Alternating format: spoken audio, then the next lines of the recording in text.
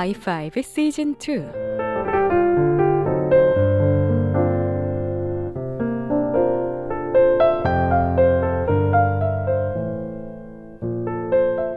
하이파이브 시즌 2, 오늘은 광교 푸른교회 강은도 목사님의 두 번째 메시지를 함께합니다.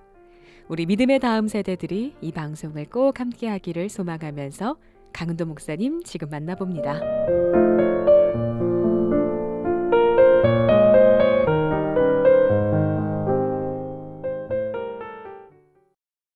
드디어 여러분 오늘 본문으로 들어왔습니다. 룻기입니다. 재미나시죠? 들을만 하셨어요? 성경을 좀 읽으세요. 그래야 앞으로 제가 서론이 짧아지는 날이 청소년들이 말씀을 읽기 시작하는 날이에요. 사사들이 치리하던 때 그 땅에 흉년이 드니라. 이제 좀 아시겠죠? 무슨 말인지. 흉년이 들었다 그러니까 우린 딱 눈치를 챘어요. 그렇죠? 뭐가 왔을까요? 하나님을 멀리 떠났을 때예요. 하나님 앞에 고난당했을 때예요. 흉년이 들자마자 엘리멜렉이라는 사람이 아내와 두 아들을 데리고 모압 땅으로 이민 가는 이야기가 바로 룻기의 서론 부분이에요. 그러면 여러분 생각해 보십시오. 아니 배가 고파가지고 먹을 게 없어가지고 이민 간 이야기가 뭐 잘못된 이야기입니까? 목사님 이렇게 말할 수 있어요. 그러나 여러분 이 룻기라고 하는 성경에서 보면 히브리 원어에 보면요 몇 가지 단서를 우리에게 제공하는 게 하나 있습니다. 이건 블랙 코미디예요. 1장 1절은요 뭐냐면 베들레헴이라고 하는 말의 뜻이 떡집이란 뜻이에요. 빵집. 우리로 말하자면 하나님 나라 파리바게트, 뚜레쥬르 이런 데지요. 여러분 빵집에 갔는데 빵이 없어요. 어제도 없었고 내일도 없었고 한 달 내내 없었다면 빵집 문 닫아야 되죠. 맞아요 안 맞아요? 빵집 열어놓고 빵이 없어. 띵동 빵 있어요? 고객님 없어요. 이러면 빵집 문 닫아요. 여러분 이거 블랙 코미디 아닙니까? 썰렁하죠 그죠?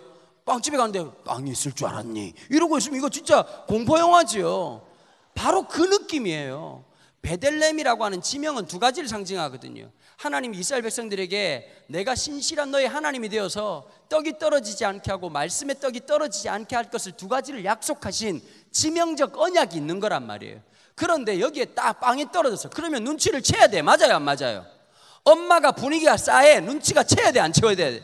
그럼 알아야 되는데 어떻게 되느냐? 분위기 파악을 못한 거란 말이에요. 그러고 난 다음에 엘리멜렉, 여호와는 통치자이시다, 하나님이 우두머리시다, 하나님이 대장이시다 이런 뜻인데 어디로 갔다고요? 모압 땅으로 갔단 말이에요. 여러분 땅을 옮겼다라고 하는 것은 굉장한 의미가 있어요. 왜 그러냐? 고대 서아시아 지역의 사람들은 신관, 신에 대한 이해가 나우바리, 지역신 개념이었단 말이에요. 자 예를 한번 들어볼게요. 다 생략하고. 요나라고 하는 선지자를 아시죠? 요나가 하나님이 니누에로 가라 그랬다면 아수르의 수도였던 니누에로 가라 그랬는데 하나님 싫어요 이러면서 다시스로 도망갔단 말이에요. 스페인 쪽으로 도망갔단 말이에요. 근데 하나 물어볼게요. 진짜 요나 멍청하지 않아요? 온 땅을 다스리신 하나님인데 왜 다시스로 도망갔냐는 거예요. 이게 바로 그 시대 신관을 나타내요. 하나님은 히브리 땅을 지배하는 하나님으로 생각한 거예요. 그래서 하나님의 낯을 피해서 다른 지역으로 간 거예요. 다른 신이 지배하는 땅으로. 근데 더 재미난 게 있어요. 풍랑이 일었어. 그치 얘들아? 그런데 갑자기 선장이 뭐라고 말하지? 각자의 신을 찾아라 이렇게 얘기했단 말이에요. 왜 그랬을까? 이 바다가 누가 통치하는 바다인지 몰라서 그런 거예요. 뭐 하나 잡혀야 될 거 아니야. 맞아 안 맞아? 모하메트가 통치하던 석가모니가 통치하던 뭐가 하나 딱 맞으면 어떻게 될까? 접신을 내가지고 심청이를 인당수에 빠뜨리든 뭔가 작업을 해야 될 거 아니야. 근데 놀랍게도 그 바다를 지배하는 신은 누구였지? 여호와 하나님이었단 말이에요. 자 그래서 고대 사람들은 아브라함이 친척 본토 아비집을 떠나가지고 있다가 기근을 당해가지고 이집트로 내려갔다는 얘기는 하나님을 떠났을 때 영적으로 바닥을 쳤을 때 이야기란 말이에요. 하나님이 없는 땅 이집트로 갔는데 깜짝 놀란 게 하나 있었지. 거길 누가 다스리고 있더라고? 하나님이 다스리고 있다는 거예요. 그게 우리가 볼 땐 너무 당연한 이야기였지만 그 시대 사람들에게는 굉장히 충격적인 어메이징한 이야기였다고. 모압 땅으로 갔어요. 모압을 좀 설명을 해야 되겠죠. 어차피 우리 친구들이 잘 모르니까. 또 아브라함 얘기를 또 해야 된다. 진짜 지친다. 너무 힘들어. 아브라함은 알지? 야, 아브라함은 알지? 아브라함 링컨 말고 아브라함이라고 믿음의 조상 말이야. 얘들아 제발 부탁인데 있잖아. 성경 좀 읽어라. 대답을 해라. 알았지? 얘들아 찬양할 때 벌쩍벌쩍 뛰지 말고 그 열정으로 말씀도 좀 읽으라고. 하나님 말씀을 통해서 역사하시는 거란 말이야. 맞아 안 맞아? 우리가 하나님 은혜를 받고 성령을 경험해도 항상 말씀 안에서 점검해야 돼. 왠지 아니? 인간의 욕망이라는 게 있어. 맞아 안 맞아? 내 욕망이 있는데 악한 영이 그걸 알까 모를까? 성령인 척하고 우리 가운데 나타날 때가 있어. 그래서 항상 우리가 어디에서 점검받아야 되냐? 말씀으로 점검받아야 되는 거예요. 이게 진짜 하나님이 말씀하시는 것이 내 욕망이 지배하는 것인지를 반드시 확인해야 되는 거예요. 근데 예를 들면 아브라함이 본토 아비 친척집을 떠났어요. 75세 때. 경로우대증 받으시 10년 지나신 이 영감님이 본토 친척 아비 집을 떠나가지고 왔단 말이에요. 그런데 우르라고 하는 지역이요, 굉장히 후진 지역이 아니에요. 우리로 말하자면 천당 밑에 분당급 해당되는 굉장히 좋은 동네를 떠나오신 분이란 말이에요.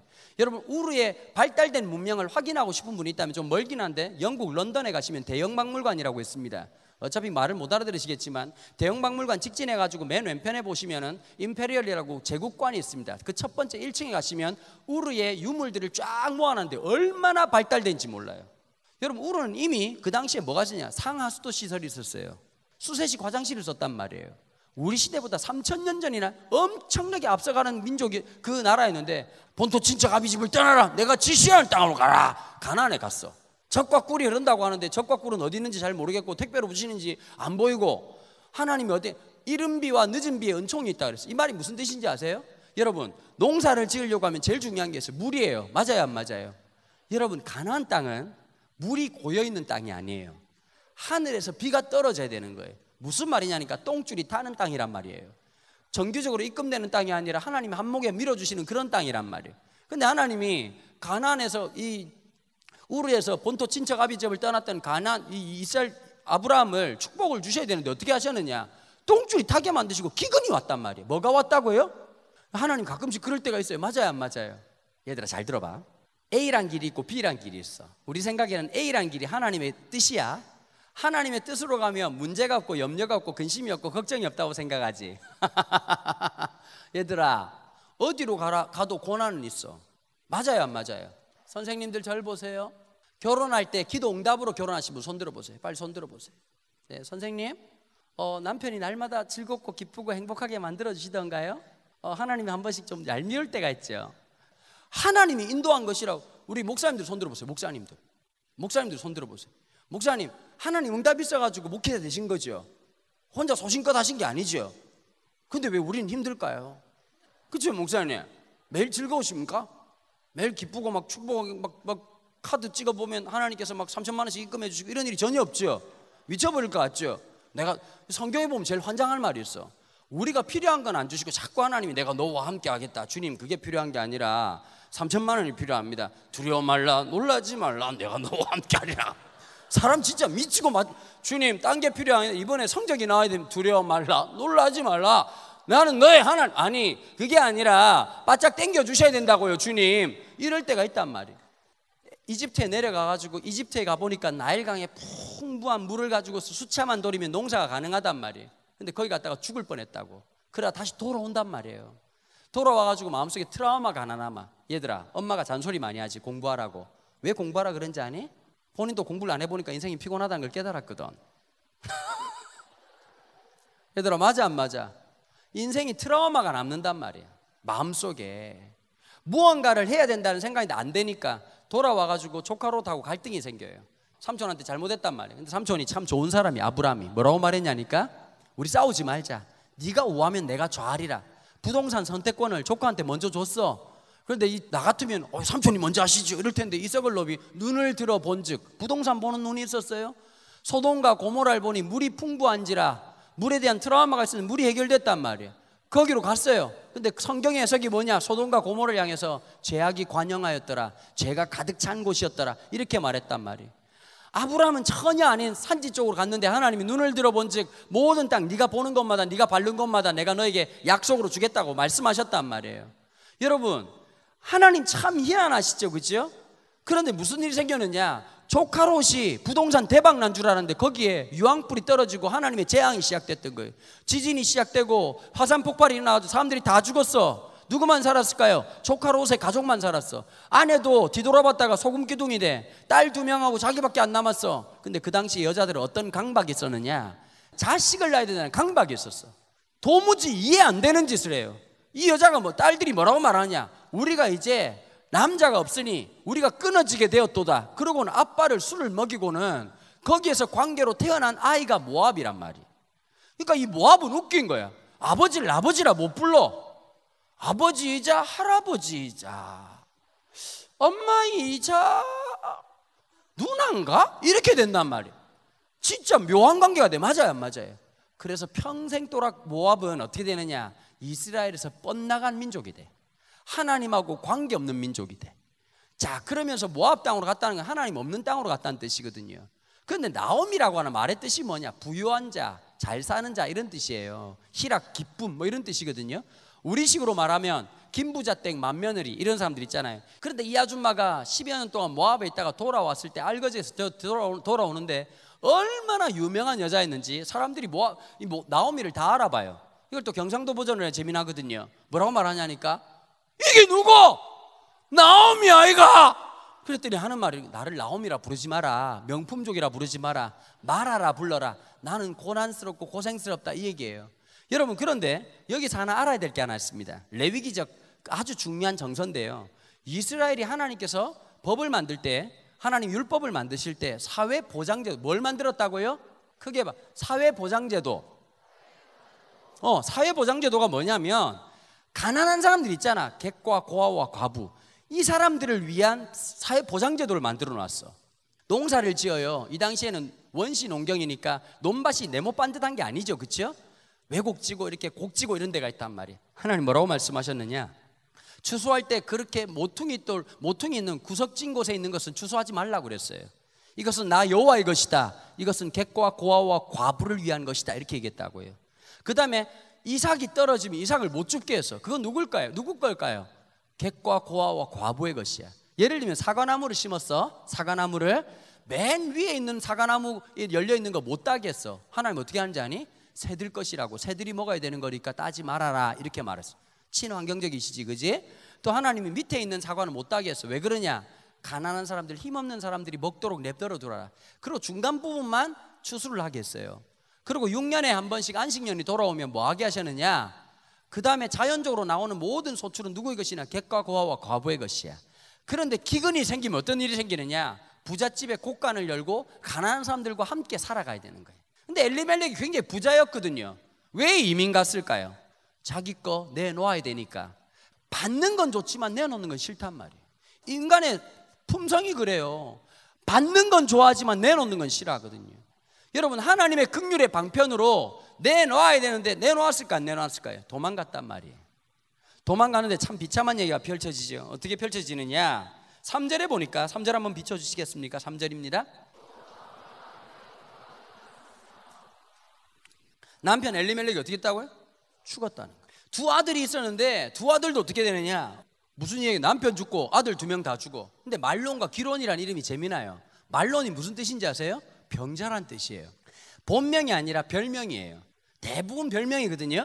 말론은 무슨 뜻이냐? 태어날 때부터 콜록콜록 우리 약봉지 잡고 닌겔병 꽂고 돌아가실 때까지 계속 아프다 돌아가신 분이에요. 기로는 무슨 뜻이냐? 연약한 자, 우리로 말하자면 복합골절 이런 뜻이란 말이에요. 기부스하다가 마지막에 기부스하시다 돌아가신 분이란 말이에요. 잘 살 줄 알고 엘리멜렉도 죽어버리고 아들 2명도 죽으면서 과부 3명이 남아가지고 가난하게 일상을 살아가는 그 비참한 이야기. 그러고 있다가 갑자기 뭐가 들렸느냐? 베들레헴에 하나님께서 은혜를 베푸셨다는 얘기가 들었어. 자, 보세요. 사사기에 2축이 있다 그랬죠. 한 축이 뭐라고요? 고난받는 이스라엘. 그런데 사사를 통해서 회복된 이스라엘. 그러면 이 룻기의 이야기는 어디서부터 시작되는 거죠? 고난받는 이스라엘에서 어디까지 간 거예요? 회복된 이스라엘까지 간 거란 말이에요. 베들레헴에 하나님의 긍휼이 이르렀다는 얘기를 듣자 말자 나오미가 어떻게 말하느냐? 두 며느리에게 나는 이제 고향 땅으로 돌아가련다. 왜 돌아가려고 생각했을까요? 아무것도 없지만 돌아가면 객과 고아와 과부를 위한 하나님의 은혜가 남아있는 땅이니까요. 맞아요, 안 맞아요? 여기서 굶어 죽는 것보다 가서 그래도 이삭이라도 죽고 과일이라도 따서 먹으면 먹고 살 수는 있거든요. 그게 떠나가는 이야기란 말이에요. 그런데 이 이야기가 굉장히 많이 닮은 이야기가 하나 있어요. 무슨 이야기인지 아세요? 신약 성경에 보면 탕자 이야기요. 여러분, 탕자 뉴스가 아니라 탕자 이야기예요. 그렇죠? 뉴스는 팩트 중심이지만 스토리는 뭐가 들어가느냐? 형용사 부사가 들어가는 거예요. 그렇죠? 그래서 과장법이 있는 거란 말이에요.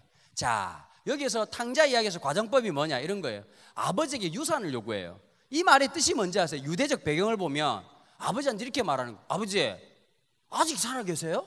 언제 죽으실 거예요? 여러분, 싸가지가 있어요, 없어요? 지금 얘기해도 그거는 진짜 뺨 맞을 얘기잖아요. 그렇죠? 그런데 아버지한테 유산을 요구한다는 건 뭐냐면 빨리 죽으란 얘기거든요. 근데 아버지가 이 아들과의 관계가 끊어지는 게 싫어가지고 유산을 줬어. 받아 쳐들고 아주 타국에 가가지고 허랑방탕하게 부비 쉐쉐쉐 이렇게 하고 다 놀고 있다가 돈 다 써버리고 그 나라에 흉년이 들어. 흉년이 드는데 이스라엘 백성들은 절대 만지도 않고 먹지도 않는 짐승이 하나 있어. 돼지라고. 돼지 우리에 들어가가지고 돼지랑 같이 동거하고. 여러분 여기서 벌써 이야기적 기법이 나오죠. 과장법이 나오죠. 그죠? 탕자가 뭐라고 하느냐, 거기 앉아가지고 지엽 열매를 처먹고 돼지가 처먹는 그 지엽 열매를 같이 처먹었단 말이에요. 그러고 앉아서 갑자기 누구를 생각하냐? 한 번도 생각한 적 없었던 아버지를 생각해. 근데 얘도 인간인지를 어떻게 생각하느냐? 내가 아버지 집에 돌아가면 아버지 아들로 어떻게 살겠냐? 나는 하늘과 아버지께 죄를 범했다. 하나님과 아버지께 죄를 범했다. 집에 가서 아버지께 이렇게 말해야지. 저는 하늘과 아버지께 죄를 범했습니다. 아들로 보지 마시고 이 집에 종으로 취업시켜 주십시오. 아버지 집에 가보니 아버지는 그래도 종들한테 따뜻한 밥을 주고 잠자리를 주고 옷을 주고 인격적으로 대해주는 그 아버지를 보다가 돼지 우리 안에 들어가 있는 자기 신세가 너무 처량하게 돌아간단 말이에요. 돌아갔더니 아버지한테 그렇게 말을 했더니 아버지가 어떻게 하셨죠? 쌩까셨단 말이에요. 그리고 깨끗하게 입 씻기시고 옷을 입히시고 손에 가락지를 끼우고 발에 신발을 신기고 죽었다 돌아온 내 아들이다. 그러고는 암송아지 송아지 잡아가지고 잔치를 하는 내용이 나와요. 여러분 나오미가 참 웃기지요. 자기 손해보는 거 하나님의 긍휼로 쓰임받는 게 싫어가지고 모압 땅으로 도망갔다가 가난해지고 힘들어지니까 다시 하나님을 기억하고 다시 베들레헴으로 돌아가는 이야기가 룻기의 이야기거든요. 근데 참 놀라운 게 있어요. 우리가 보면 좀 얄밉지 않아요? 맞아요 안 맞아요? 아니 첫째 형 입장에서 탕자가 돌아와가지고 아버지 잔치하면 열받을 거 아니에요? 맞아 안 맞아? 우리 생각은 그럴 수 있거든요. 야 나오미 진짜 못됐다. 아니 하나님 주신 축복을 지가 다 받아 처먹고 외국에 가서 잘 살려고 했다가 쫄딱 망하니까 다시 돌아와? 근데 여러분 성경은 그렇게 말하지 않아요. 나오미가 돌아와요. 여러분이 지난 한 학기 동안 어떻게 살았는지 모르지만 다시 말씀 앞으로 돌아올 때 하나님은 언제든지 웰컴 하신단 말이에요. 다시 하나님의 말씀 앞으로 다시 베들레헴으로 돌아오고 다시 은혜 앞으로 오고 다시 예배 앞으로 오고 말씀 앞으로 올 때 하나님 우리 새롭게 하신단 말이에요. 하나님 우리 새롭게 해주신단 말이에요. 나오미가 돌아와요. 근데 더 기가 막힌 얘기가 뭔지 아세요? 두 명의 며느리 보고 너네들은 이스라엘 사람 아니니까 모압 땅에 살아라. 그런데 두 며느리가 끝까지 있겠다 그러는데 한 명은 떠나가고 한 명의 며느리 룻이 끝까지 따라오는 거예요. 위험하고 어렵지만 어머니를 위해서 일상을 살아가기 위해서 하나님의 은혜에 기대서 나온 사람들이었어. 얘들아 수련회 안 온 애들 보면 수련회 안 올 이유가 3,000가지는 넘어. 맞아 안 맞아? 학원 가야 되고 뭐 해야 되고 바빠. 얘들아 한번 물어보자. 3일 학원 빠진다고 성적이 떨어지냐? 더 떨어질 성적이 있니? 하나 더 물어보자. 3일 한다고 성적이 오르냐? 앉아 있는 거예요. 안 올 이유는 3,000가지 4,000가지예요. 그런데 여기 한 가지 와야 될 이유가 있는 사람들이 여기 있는 거거든요. 하나님의 은혜를 받기 위해서 여기 온 사람들이 있어요. 누군지 아세요? 이삭을 주러 하나님의 긍휼에 기대서 오늘도 주실 은혜를 기대하고 빈 들로 나온 룻과 같은 사람이란 말이에요. 힘들고 어렵고 기댈 데 없는 우리 인생이지만 하나님의 은혜를 기대가지고 나아가는 거예요. 그 빈들에 나가가지고 머뭇머뭇거리기도 하고 한 번도 와본 적도 없고 말이 다르고 행동이 다르고 살아온 외모가 다른 사람인데 얼마나 머뭇머뭇하고 대면대면 했겠어요. 그치요? 그런데 떨어진 이삭을 줍는 거예요. 여러분 오늘 왜 우리가 은혜 받아야 되는지 아세요? 그 은혜로 오늘 하루를 사는 거예요. 어제 받았던 은혜는 은혜로 살아가는 거고 오늘 살아가. 얘들아 신기하지? 어제 그렇게 많이 처먹었는데 아침에 똥 싸고 나니까 배고프지? 똑같은 거야. 어제 은혜는 어제로 끝나는 거고 오늘 은혜는 또 우리가 받아야 될 하나님 은혜가 있는 거예요. 이 여자가 만약에 이렇게 생각하면 어땠을까? 이 짓을 몇 년 동안 해야 되는 걸까 생각했으면 오늘 못하는 거야. 맞아 안 맞아? 지혜로운 사람 뭐 하느냐? 지금 해야 될 것에 집중하는 거란 말이야. Here and now, 지금 그리고 여기라고 하는 순간을 놓치지 않는 거거든. 그런데 이 롯이라고 하는 여자는 그 하나를 줍는데 누가 보느냐? 하필이면 그 타이밍에 유력한 자 보아스가 지나간단 말이에요. 그 논밭의 주인이었고 굉장히 지도력이 있는 사람이고 자비와 긍휼이 풍성한 사람이었어요. 이 사람의 뜻이 뭐냐? 하나님이 쓰시는 사람. 어떤 거요? 내 것을 내놓기를 기뻐하는 사람. 내 삶이 하나님의 긍휼의 손길로 하나님의 은혜의 도구로 쓰임받기를 기뻐하는 사람이 보아스였단 말이에요.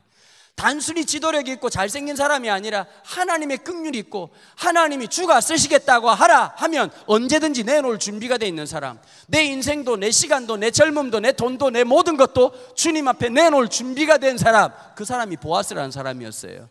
그 사람이 존경을 받았지요. 왔는데 갑자기 낯선 여인이 와서 이삭을 줍고 있으니까 물어본 겁니다. 저 여자는 누구냐? 그랬더니 사람들이 얘기를 해줍니다. 평판이 벌써 소문이 돈 거예요. 저 여자가 나오미라고 하는 사람의 며느리랍니다. 며느리인데 그 시어머니 도와드리려고 모압 땅을 떠나서 베들레헴으로 왔습니다. 와서 저렇게 하루 종일 쉬지도 않고 이삭을 줍고 있습니다. 그 말에 보아스가 감동이 돼요. 뭐라고 말하냐니까, 저 여자 아무도 건들지 마라. 그리고 저 여자에게, 저 여자가 이삭을 줄 때 괴롭히지도 말고 물을 주고 도시락 너네들 까먹을 때 볶은 곡식을 같이 나누어 줘라. 그러고 난 다음에 어떻게 하냐면 그 여인에게 집에 돌아갈 때에 곡식을 넉넉히 대줘라. 그래서 돌아간 겁니다. 여러분, 시어머니 입장에서는 미안하고 고맙잖아요. 그래가지고 물어보는 거예요. 오늘 어땠니? 그랬더니 루시 이렇게 말, 어머니 곡식을 이만큼이나 얻어왔어요. 야, 누가 이런 일을 했냐? 하나님의 긍휼이 있었던 거죠. 나오미는 어떤 기대가 있었을까요? 하나님, 인생이 너무 춥습니다. 인생이 너무 외롭습니다.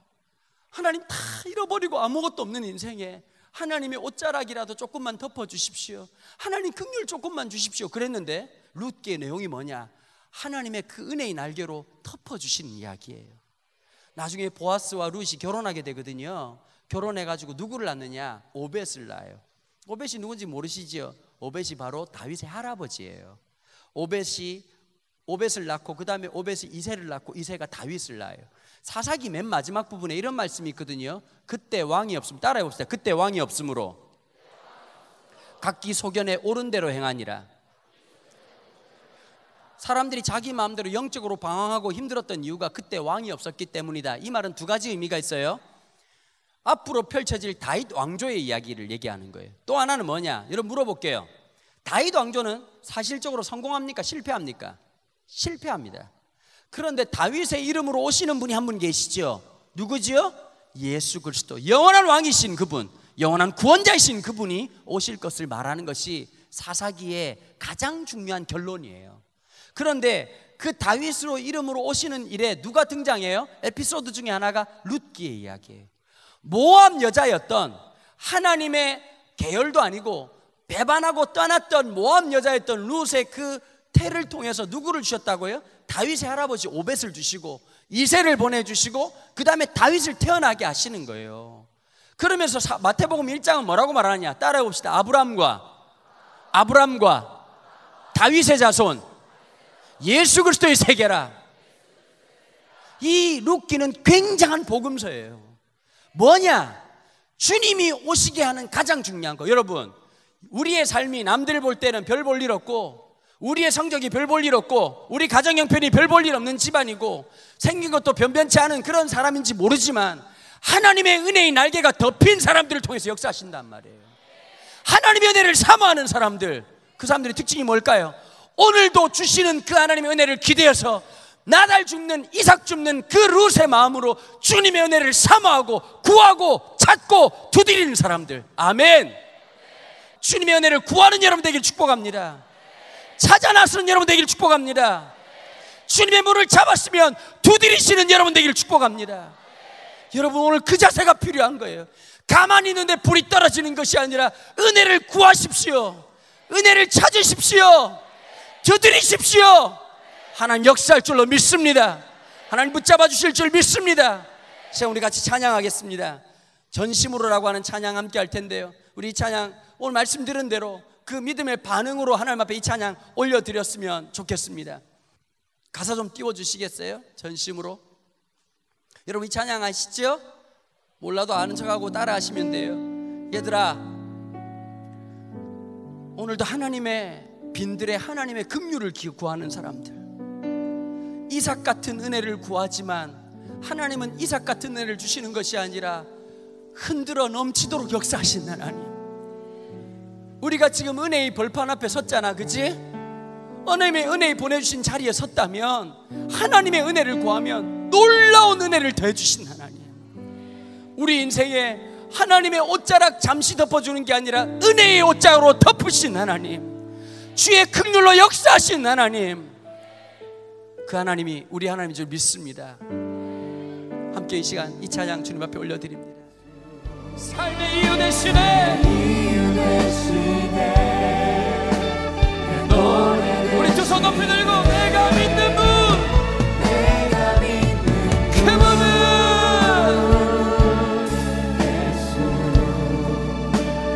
내가 속한 분 예수. 삶의 이유 되시네, 내 노래 되시네. 다시 한번 선포합시다. 내가 믿는 분, 그분은